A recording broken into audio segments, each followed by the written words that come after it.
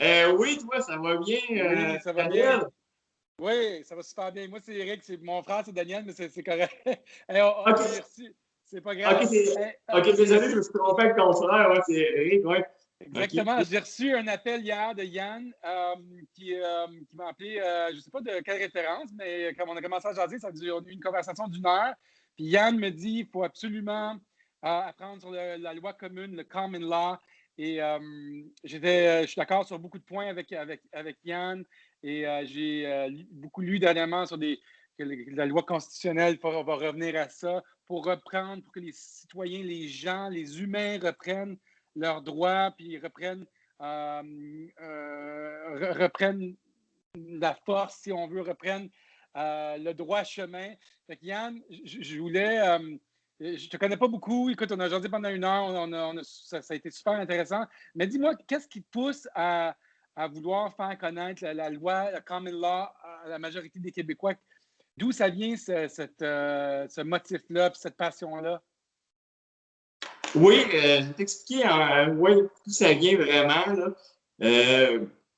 En premier, je vais te présenter, je pense, on pourrait commencer comme ça. Je vais te présenter mes passions, mes grandes passions. Oui, vas-y. Oui, mes grandes passions. Ma première passion fondamentale, c'est vraiment d'aider, accompagner les autres. J'adore vraiment aider. Moi, je dirais que j'adore aider, mais dans le très grand respect de la liberté de chacun et de chacune. Ouais.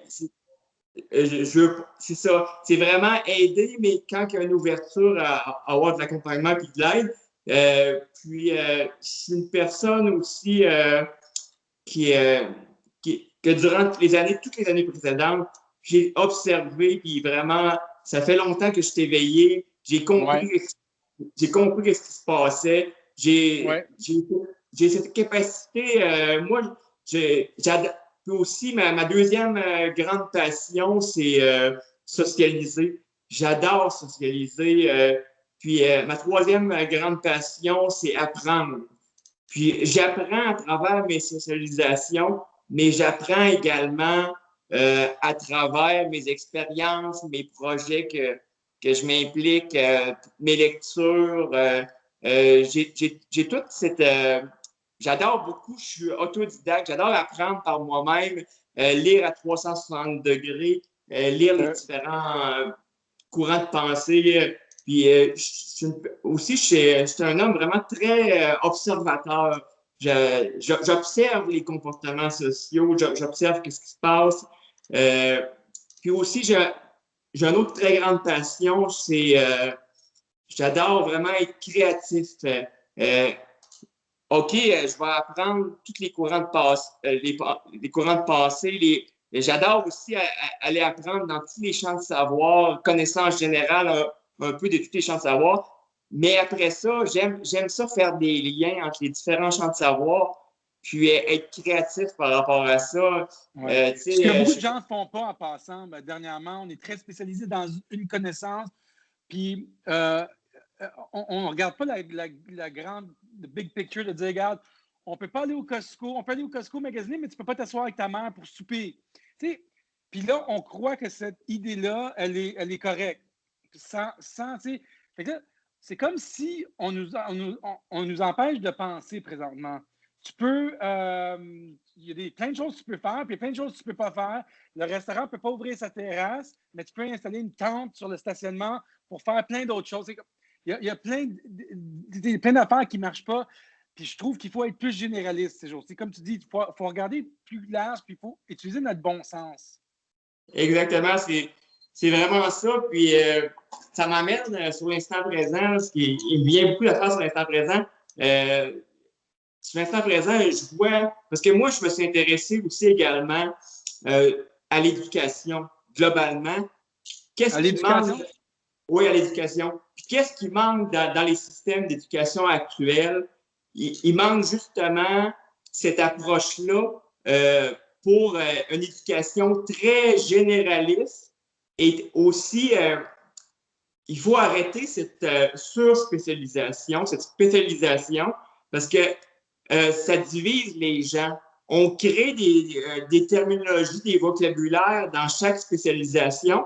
Puis là, pour quelqu'un comme moi ou n'importe qui veut vraiment absorber puis avoir une connaissance générale, mais il faut qu'il apprenne toutes les terminologies dans chacune des spécialisations.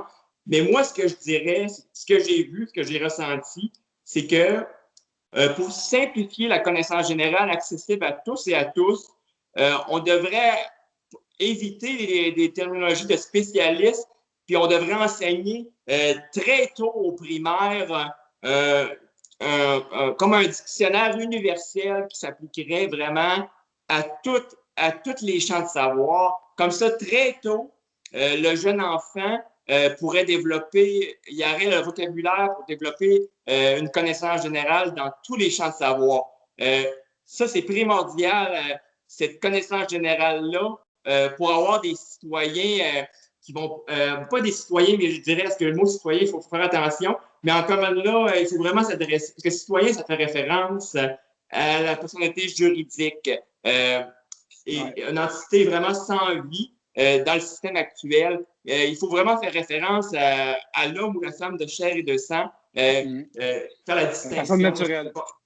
Moi, ce qui me dérange de l'éducation, vu qu'on est dans le sujet, c'est qu'il y a tellement d'incohérences dans certains grands thèmes de l'éducation, comme ou qu'on ne veut pas dire, qu'on ne veut pas creuser dans ces sujets-là, comme d'où on provient. L'humain, on vient de où? Il nous faut en croire qu'on a évolué du singe, ou des affaires qui, comme Adam et Ève, des histoires qu'on conte à nos enfants qui n'ont aucun sens.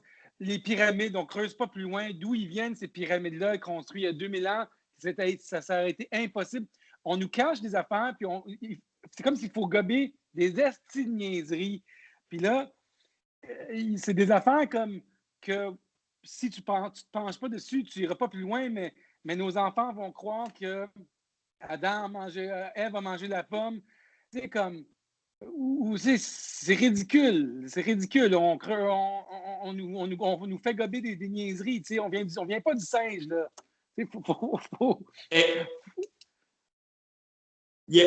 Oui, en fait, qu'est-ce qui arrive, c'est que ce que je vois dans l'éducation, c'est qu'on forme, en fait, parce que toutes les dictatures, là, ça commence déjà, on forme les futurs esclaves des systèmes de dictature qui contrôlent les gens. Mais dès le plus tendre enfance, on prépare ces futurs hommes et femmes adultes à bien obéir à des systèmes d'esclavagisme et de dictature. Puis ça commence dès le tendre enfance, dès le primaire. Puis en fait, c'est que on les forme à toujours former leur pensée à travers les autorités, à travers l'externe, à travers les spécialistes. Puis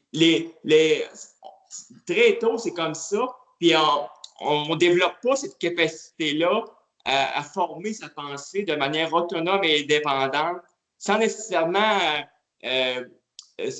vraiment avoir cette confiance-là pour former eux-mêmes leur pensée, sans toujours on le voit, là. On est tous confrontés à ça, là. Les gens, vas-tu aller voir ta mère pour Noël? Ah, ben là, ben, je vais aller à coiffeuse pendant 1 heure, je vais aller au Costco pendant 2 heures, mais le gouvernement ne veut pas que je m'assoie avec ma mère. On le voit, là. Fait que là, les gens sont confrontés à ce que tu dis. Là, il faut qu'ils pensent vers l'intérieur, ils réfléchissent à leur cœur, à qu'est-ce qui est bon pour eux autres. Puis c'est dur pour l'humain, là. C'est dur pour beaucoup de gens, là. C'est très difficile, mais c'est un passage nécessaire, je crois. Fait que, puis, mais parle-nous, parce que c'est super intéressant, cet aspect. Le common law, dis-moi un petit peu comment ça pourrait bénéficier tout le monde qui en apprend un petit peu là-dessus. Puis comment on peut, dans des situations peut-être normales de la vie, ou juste en arrière des connaissances normales, comment on peut forger peut-être notre... c'est comme une loi qui régit, une loi plus simple qui nous dit peut-être qu'on a des droits et des affaires particulières. J'en connais pas beaucoup là-dedans. Fait que, je vais t'introduire à ça, mais je vais conclure parce que l'éducation, c'est en lien vraiment avec la mission, c'est ça. Ouais, cool. Le common là, c'est relié. Parce qu'il faut que les gens maîtrisent le common là, puis je vais t'expliquer tout ça. Puis pour conclure sur l'éducation, vraiment, ce qui est important dans l'éducation, ce que j'ai observé, là, pour vraiment amener l'éducation à un autre niveau, c'est important dans le cheminement des jeunes enfants qui commencent dans ces écoles-là. C'est vraiment amener cette liberté-là dans son parcours scolaire pour l'enfant.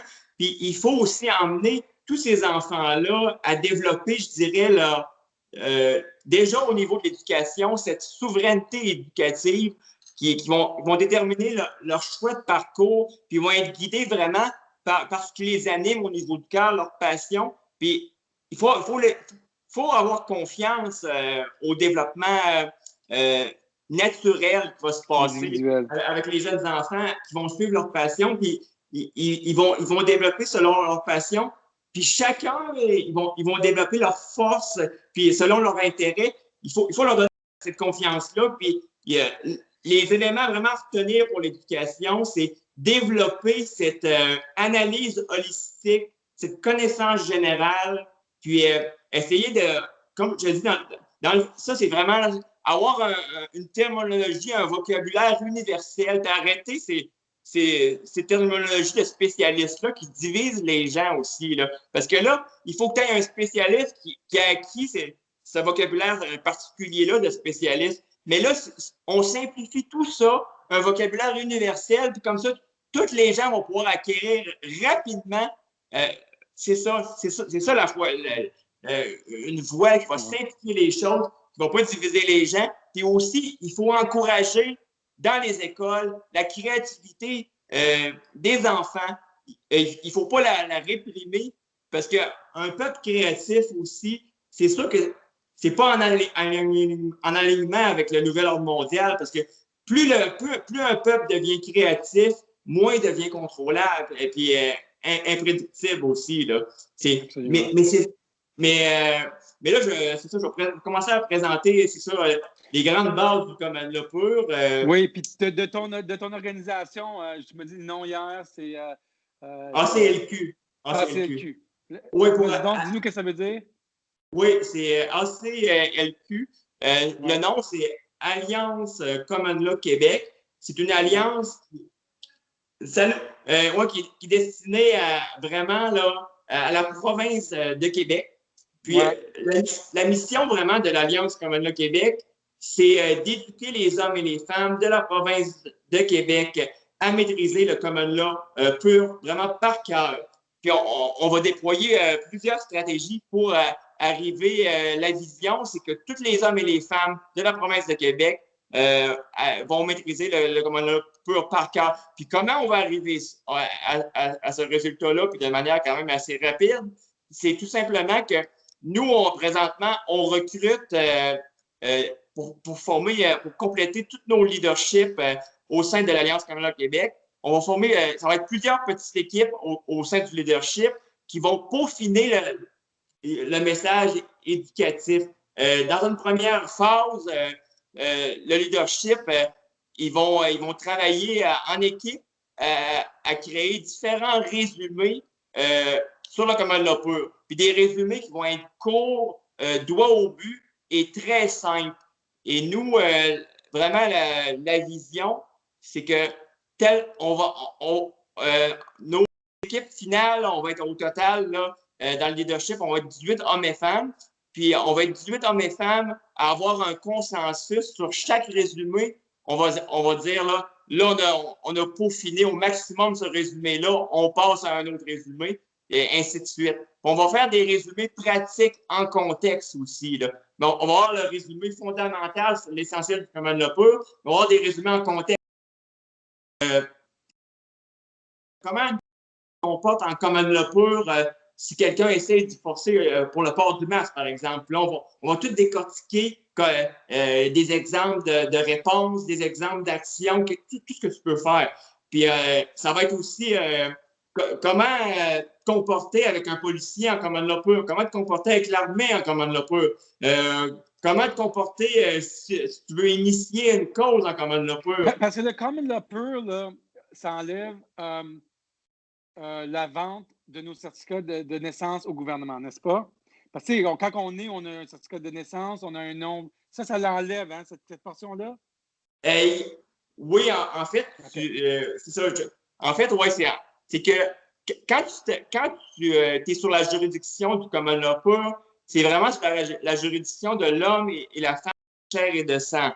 Parce qu'à la Pas naissance, légal, pas la personne légale. Moi, Éric Tadros, je suis une personne légale, mais là, le common law pur ne regarde pas la personne légale, elle regarde la personne de chair et de sang.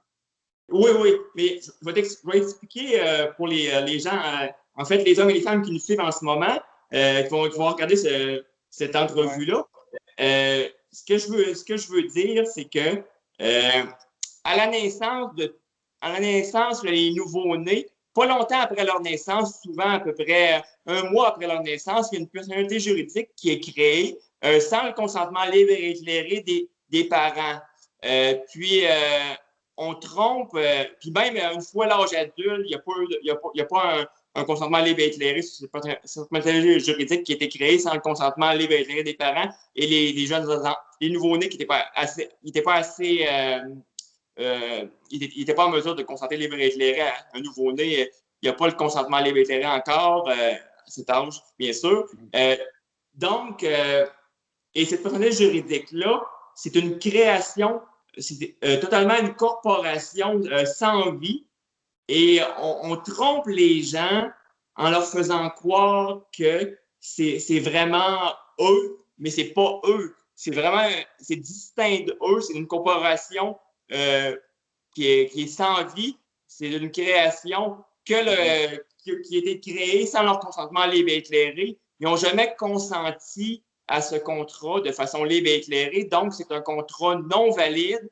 Et tout ce qui est fait après ça, avec cette personnalité juridique-là, toutes les lois qui sont créées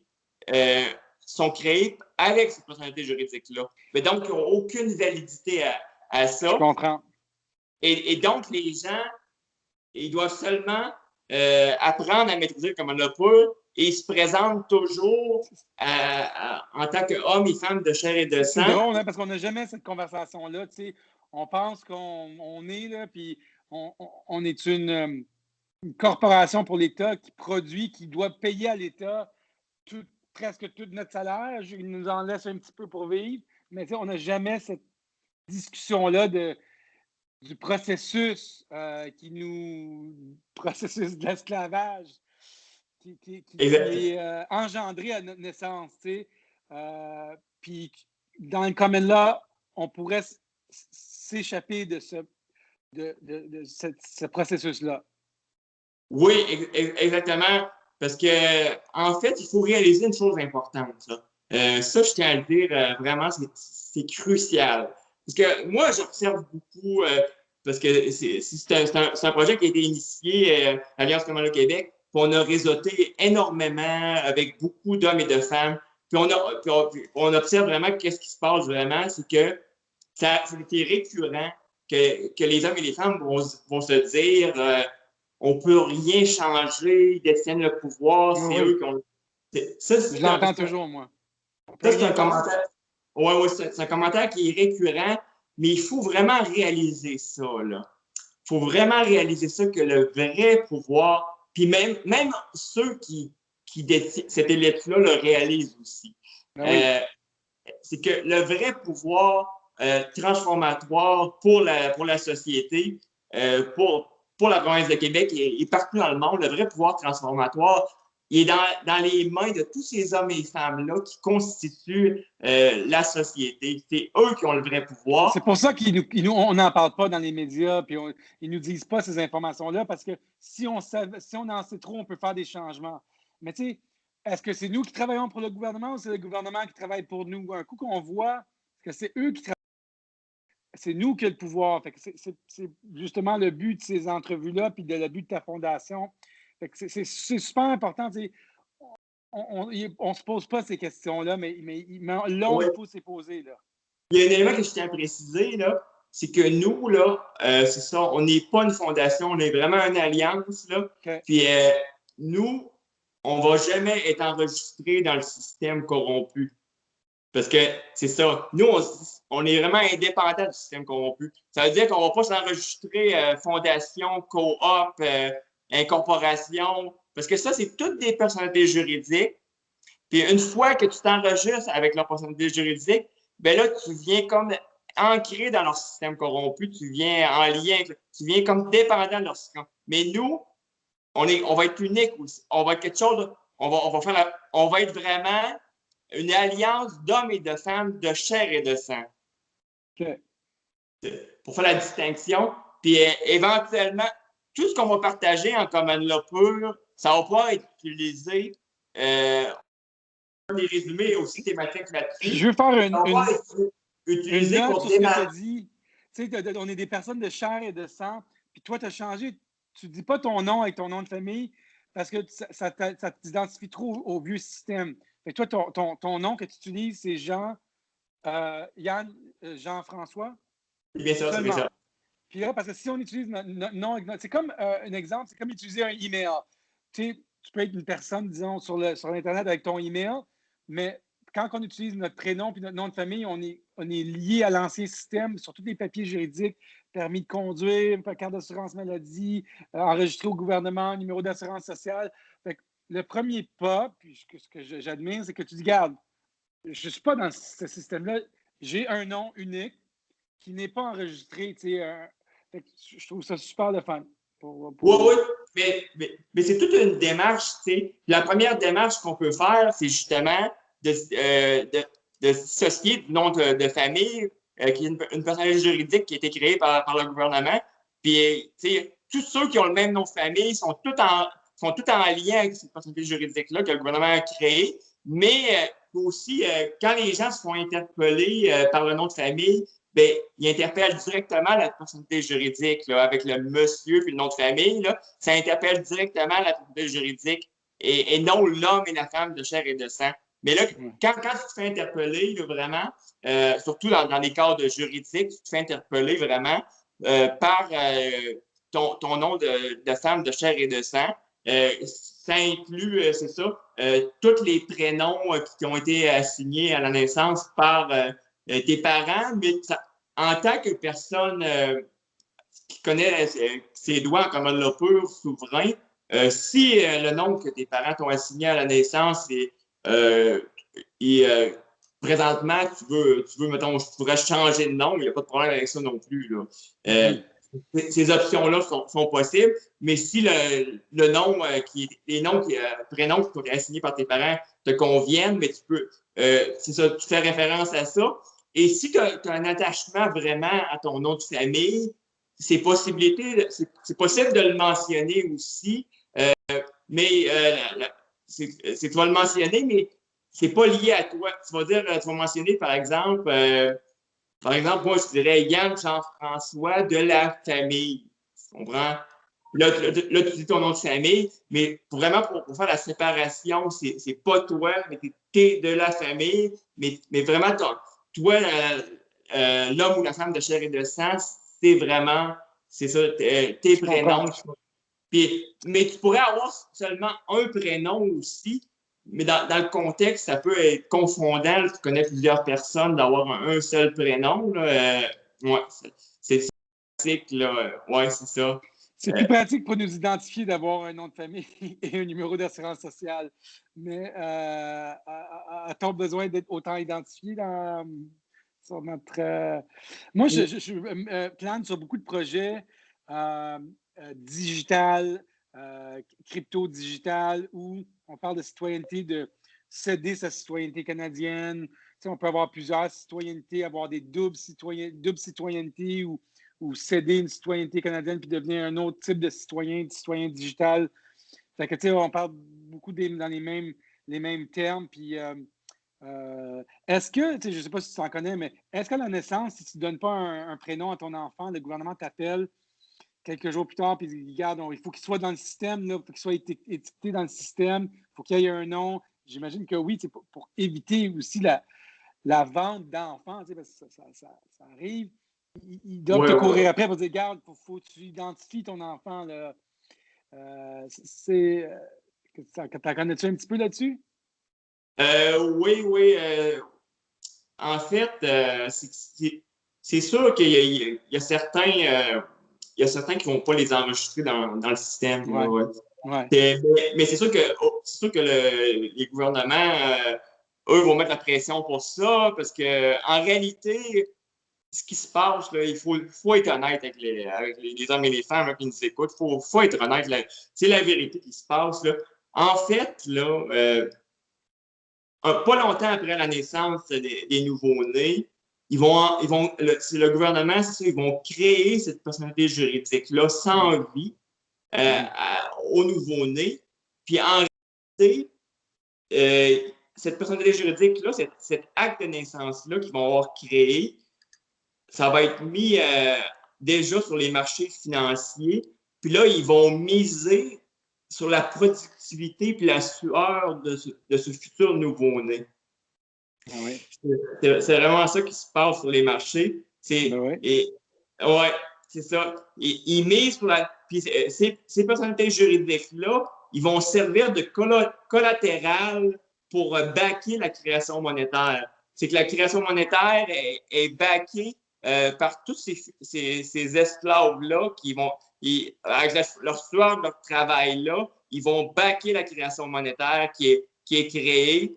Puis, ouais, Exact. mais c'est ça, j'ai introduit ça rapidement, mais c'est sûr Non, que mais c'est pas on dur, peut pas. pas dur à comprendre. Fait que le common law, là, ça pourrait nous libérer. Fait que, Oui, mais là, nous protéger. ouais, c'est ça. Mais je peux aller dans tu sais, vraiment les fondamentales du common law pur, là, vraiment partager ça rapidement. Là. Ça, je trouve ça c'est important de le partager Vas-y, ouais, vas-y. euh, pour que les gens, là, vraiment, ils cernent vraiment l'essence du common law pur rapidement. Ben, premièrement, là, ce que je tiens à dire, c'est que c'est que en common law pur, là, le jeu, c'est toujours un jury. Ça, pour voir vraiment la différence. En common law pur, c'est toujours un jury d'hommes et de femmes. Non, il n'y a pas. En common law pur, il n'y a pas de juge, il n'y a pas de procureur, il n'y a pas d'avocat. Ça veut dire que. Mais il faut faire la distinction. Parce qu'il y a beaucoup de common law parce que le common law pur, il est pas vraiment.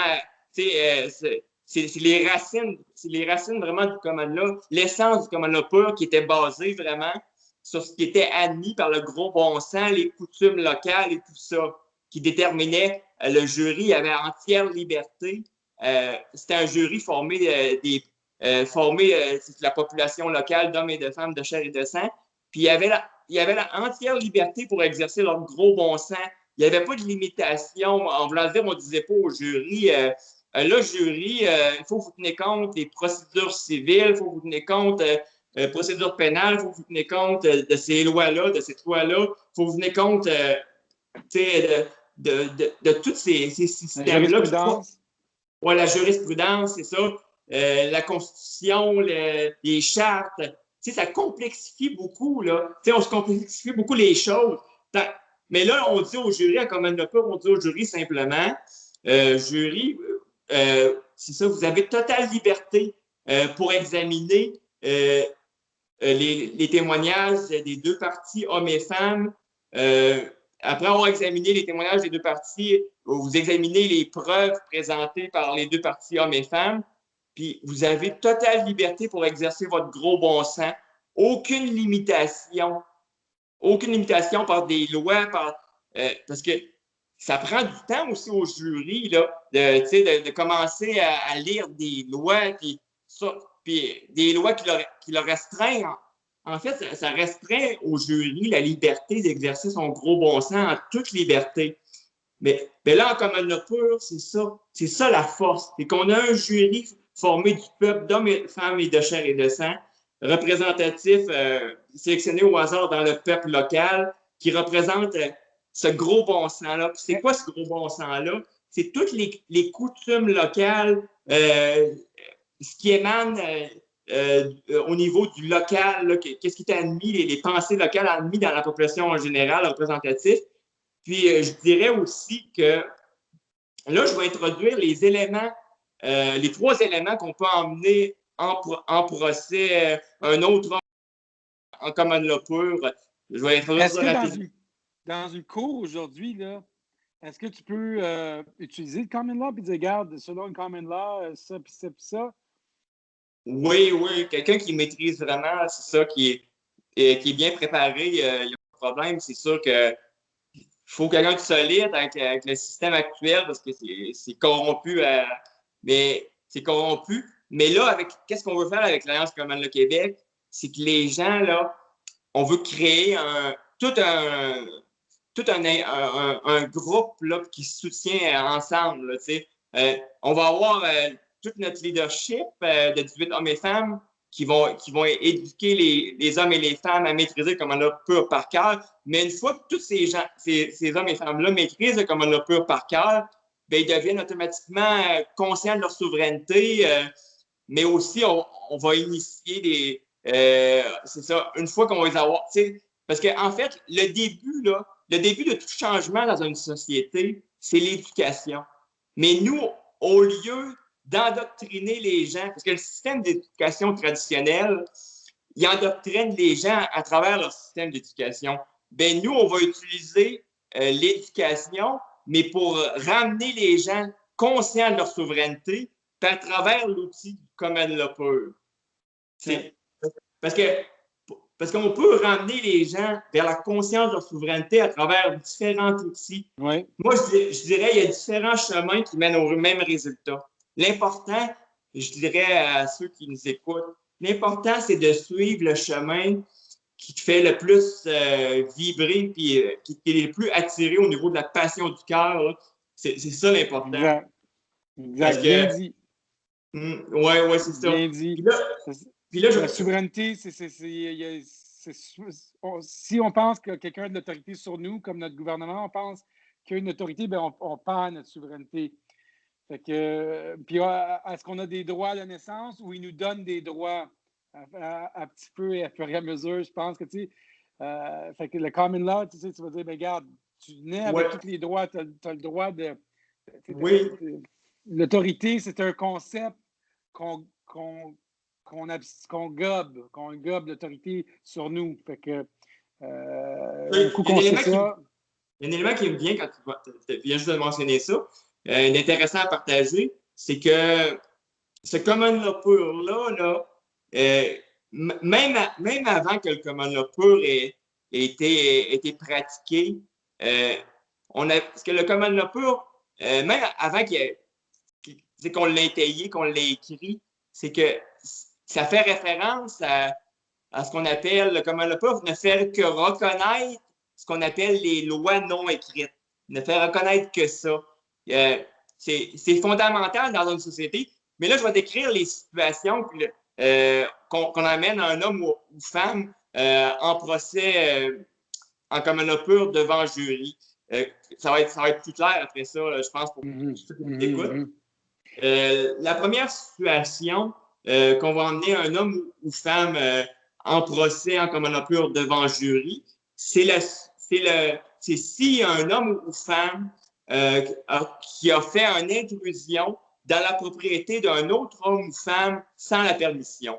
Puis là, on va donner un exemple de ça. Par exemple, on va dire Christine. OK, Christine, elle possède une maison puis un terrain. Puis là, Christine, tout d'un coup, elle est bien occupée, elle n'a pas le temps de tondre son gazon. Elle va appeler, mettons, Roger. Elle l'appelle au téléphone. Elle appelle Roger. Puis lui, ils s'entendent au téléphone. Ils concluent un contrat valide entre deux hommes ou femmes. Là. C'est valide à cause qu'il n'y a pas eu de consentement non libre et éclairé. C'est-à-dire qu'il n'y a pas eu de consentement forcé. Il n'y a pas eu de consentement par la manipulation, par les menaces, par la tromperie, par l'omission d'informations. Ils sont entendus elle va compenser pour les services de Roger, le montant qu'ils sont entendus. Christine a dit je te donne le contrat, c'est qu'il vient sur ton terrain pour tondre le gazon, mais elle n'a pas donné la permission. C'est juste la permission qui a été donnée, c'est juste pour tondre le gazon, puis en échange, elle, le contrat, c'est tel montant. Là, Roger vient, il tond le gazon sur son terrain, mais après avoir tondu le gazon, il creuse un trou en plein milieu de son terrain. Après avoir fait ça, il rentre dans sa maison sans la permission de Christine. Après ça, il fait du vandalisme dans la maison de Christine sans sa permission. Après ça, bien, il va voler des items dans la maison de Christine sans sa permission.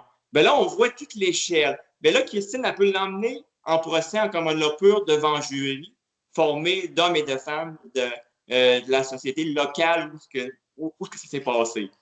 Puis là, le jury va avoir la liberté totale d'écouter les deux parties hommes et femmes, d'examiner les témoignages des deux parties hommes et femmes, examiner la preuve des deux parties hommes et femmes. Puis après avoir écouté ça, le jury a totale liberté pour dire, mais là, on juge coupable, non coupable. Puis après avoir jugé coupable, ben là, il va avoir la liberté de dire c'est quoi qu'on va. C'est quoi, là? Est-ce que Roger va devoir donner. Pas Roger, mais je veux dire Christine, mettons, ça serait coupable. Est-ce qu'elle va devoir donner une compensation en argent, en matériel à Roger pour le tort qu'elle lui a causé? Est-ce que ça va être une peine de prison? Est-ce que ça va être la peine capitale? Mais là, tu sais, on s'entend là, dans les cas les plus. Mettons, quelqu'un qui serait responsable. Il y a combien de types de lois? Un avocat ou un juge? Je sais qu'il y a la loi constitutionnelle, il y a la loi, tu dis, maritime, il y a la loi. C'est ça. Puis tout ce que. Puis on a la loi de la mer, de l'amirauté. Mais la loi de l'amirauté, là, c'est lié tout à toutes les.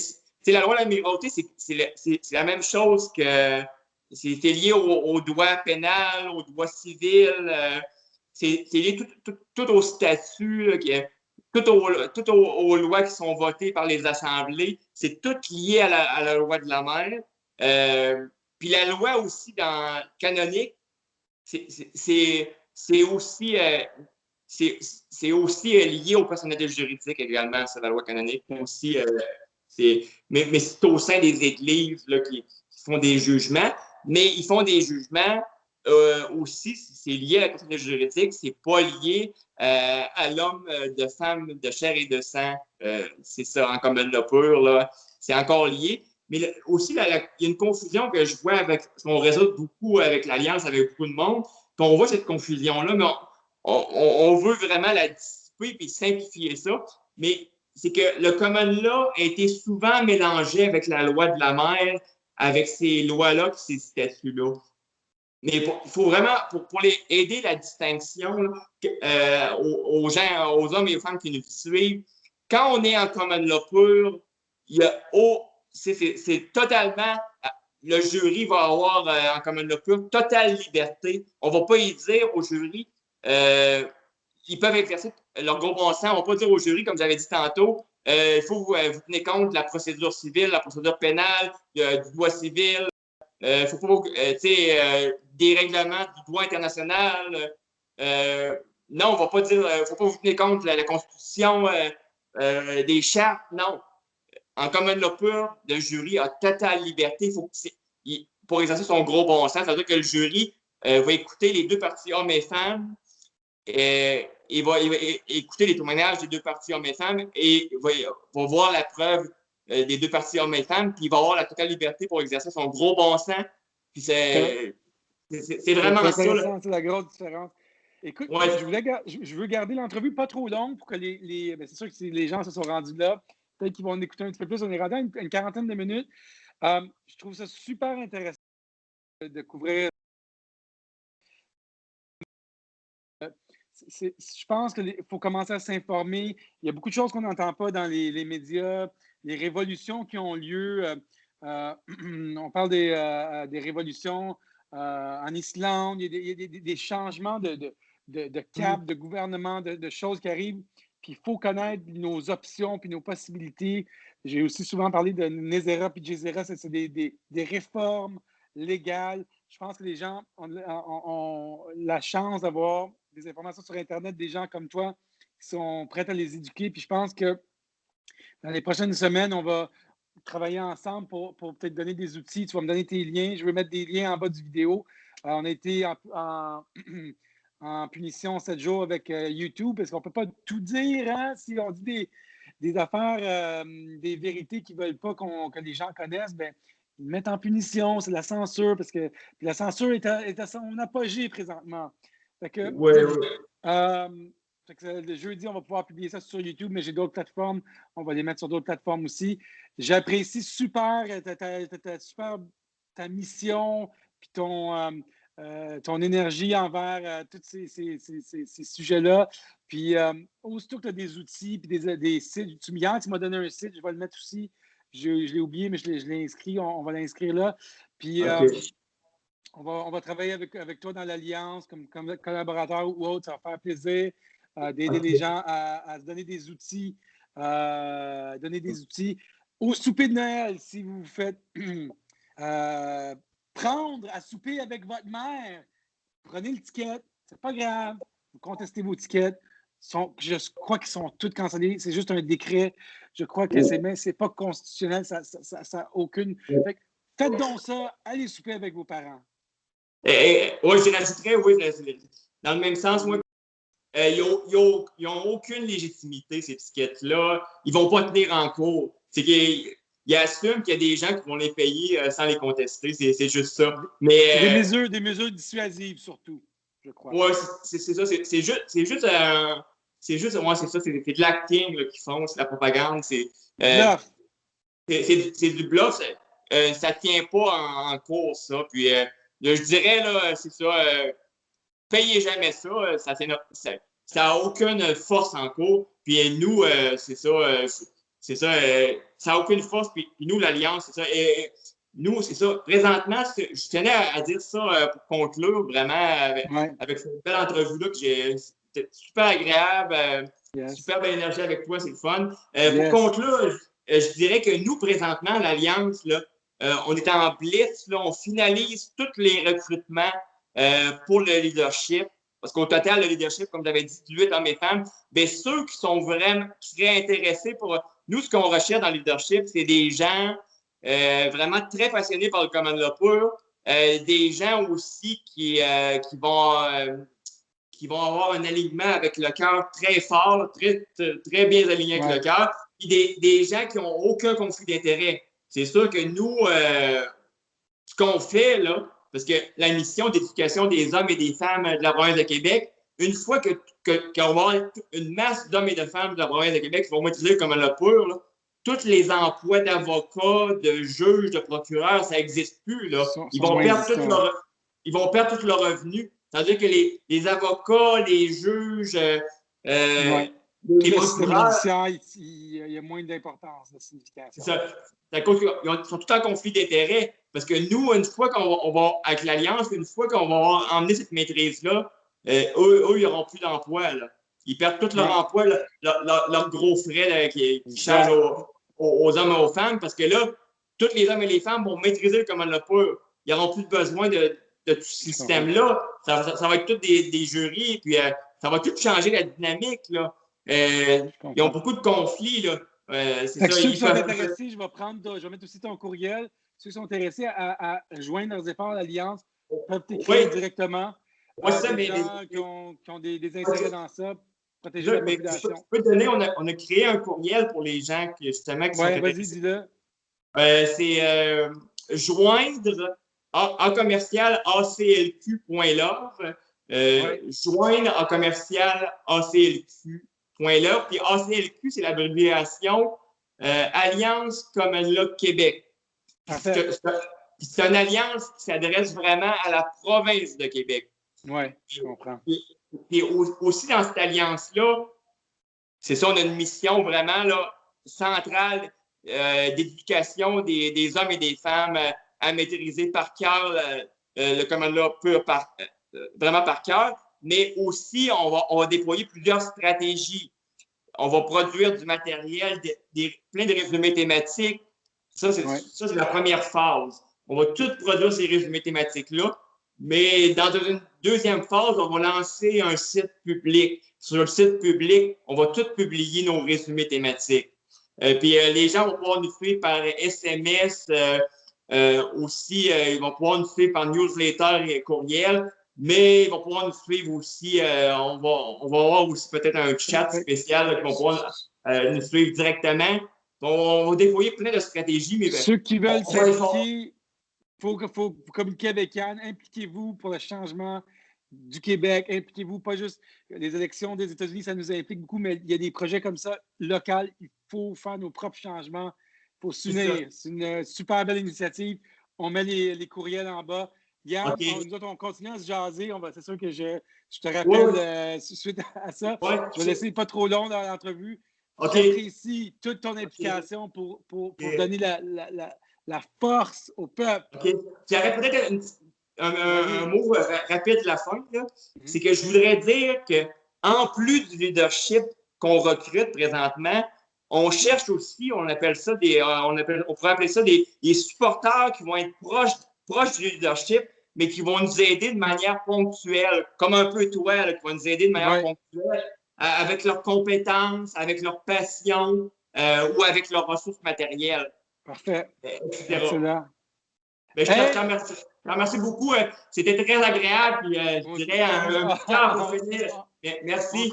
On se reparle bientôt. Puis, je te rappelle suite à cet enregistrement. Ciao. Bonne journée. Ciao. Bye. Bye. Ciao.